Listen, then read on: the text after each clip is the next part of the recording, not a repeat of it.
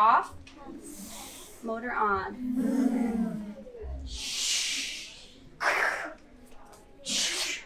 Hey, good morning, everybody. We find ourselves in Barrytown Elementary Middle School in 3rd grade today, and we just got to see a super engaging, exciting reading lesson. And I want to introduce two people. The first is our incoming Director of Curriculum Instruction and Assessment, Karen Fredericks, my old colleague at Barry City, and we have Merrin Rousseau, 3rd grade teacher. Karen, what are we seeing here, and then let's hear from Ms. Rousseau too. Yeah, so Merrin approached me at the beginning of the school year about some shifts she was hoping to do.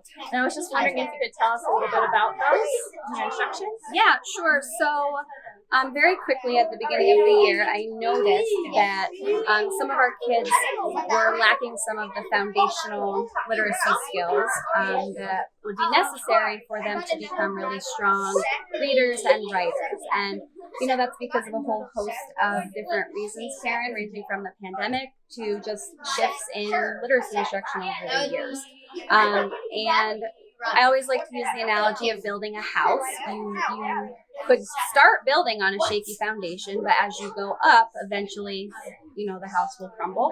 And, building that foundation for reading instruction is very similar. And if you don't get it strong and fill in the cracks, it might be okay for a little while, but once they get into older grades, middle school and beyond, it can really fall apart. So these are real kids. You get one chance to get it right, and 3rd grade is really a pivotal year for filling in those gaps and closing those gaps. So there was a huge sense of responsibility that I felt to make sure that I did what I could to fill in those gaps. So we, in addition to continuing with our typical comprehension work when it comes to reading and fluency and all of those things, we've really started more structured phonics instruction, targeting the sounds and the syllables and giving them real strategies to use when they're not sure how to tackle them. That's great. And that's what we saw in our lesson today. Exactly. You saw them really learning to be more flexible in their thinking when they're attacking new words. And for some of these kids, words that they see, most words that they see right now aren't new to them. And with that said, they don't always know why they're reading it a certain way. So by kind of zooming in on exactly what they're doing, we're prepping them for those content-specific words that will be all new to them as they get into higher grades. Shall we check it out? Sure. Well, we've been working on the tiger rule and the rabbit rule, and today we're learning the camel rule. The rabbit rule, you have 2 consonants and you split between them, and usually the vowel will say their short name, the closed syllables. And tiger rule, you usually have 1 consonant and usually split behind the first vowel, and then it's usually an open syllable.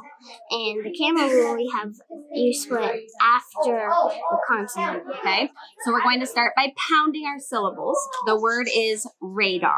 Radar. Okay, how many syllables? Okay, can we show our swoops for our 2 syllables? Okay, Addie, what's our first syllable? Ray. Let's tap Ray. Ready? Let's get ready to do the sounds.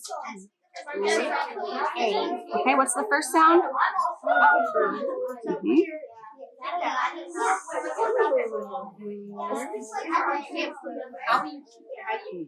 Beautiful. Okay, now you wrote Ray, like our friend Raymond's name. I'm going to tell you that this is an open syllable, so let's get rid of that Y.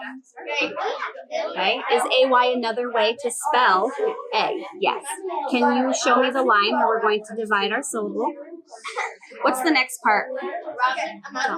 Dar. What's the first sound? And then, okay, let's start with the D. Now, before you write R, does the letter R say R? No. What does the letter R say? Right? How do we make R? R-controlled vowel.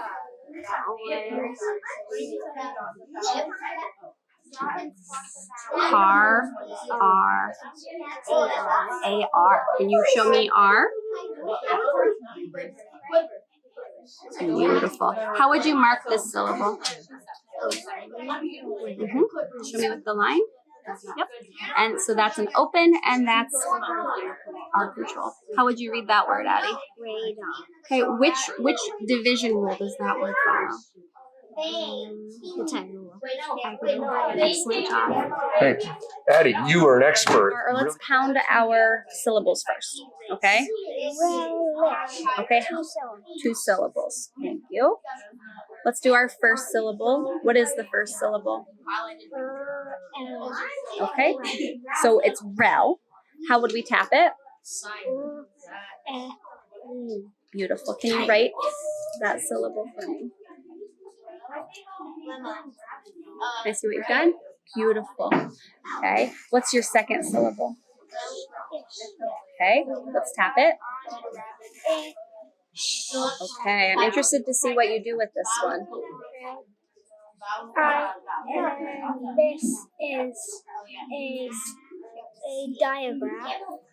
Okay, can you explain to Mr. Hennessy what a digraph is? It's 2 letters. In this case, consonant making one sound. So SH makes. Got it. Okay. What kind of syllable is this first one? This first one is a closed. Okay, and what does that mean? It means the vowel is short. Okay, because why? Because it's closed in by 1 or 2 vowels. Very good. 1 or 2. Consonants. So then, because otherwise it would be a long E. Yes. And relish or E. Yeah, that wouldn't sound okay. That makes sense to me. And Can I ask you a quick question before so tell us quickly, what is this? this is also closed. It might look open because it's starting with the I, but actually depends on the ending. Exactly. Which of the rules for syllable division that you know does this follow? It does. The camel does this. The camel rule. Why? Because I'm dividing after the second consonant. Right. And you only have one consonant, and instead of dividing after the vowel, you divide it after that consonant. Yeah. Excellent job, Raylan. Very proud of you. So this has been a lot of fun. As you can see, both Addie and Braylon not only are really strong learners, but they're also really good teachers. And I was just talking to Braylon and Ms. Rousseau about the fact that one sign there's really deep learning going on is that you can also demonstrate and teach others how to do it. And Braylon and Addie both showed us how to do that. Ms. Rousseau, I really want to thank you for having us today. This is not our normal showcase. This is a big, deeper dive into how students learn and some of the real work we're doing in teaching kiddos how to read. And we really appreciate you sticking with us and giving Braylon and Addie and Ms. Rousseau and everybody else in the classroom your time. So have a great rest of the week, everybody. Thanks for joining us. Thank you.